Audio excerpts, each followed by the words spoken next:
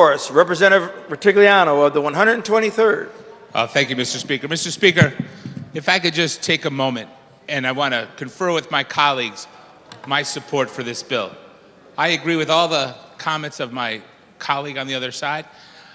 I look at this bill as an opportunity bill. The box is an impediment to somebody getting an interview.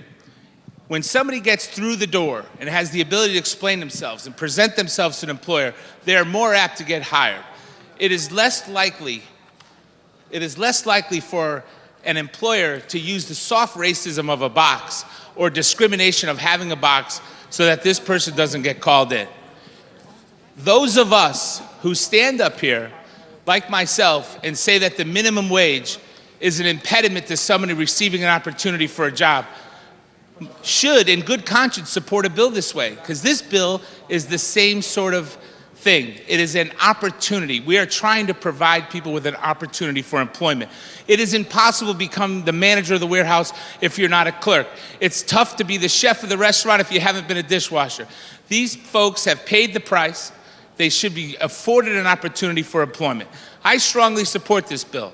I haven't had a chance to talk to all my colleagues about it, and I wanted to tell them how I felt right now. The processes have been great. The other side has negotiated in good faith. Everything in here is good for, there's no penalty for the employer.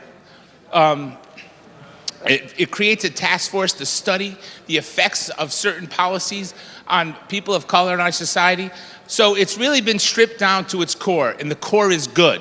The core is an opportunity, and that is what we should do. Government is not very good at creating jobs, but it can be a force to remove impediments for people to receive an opportunity.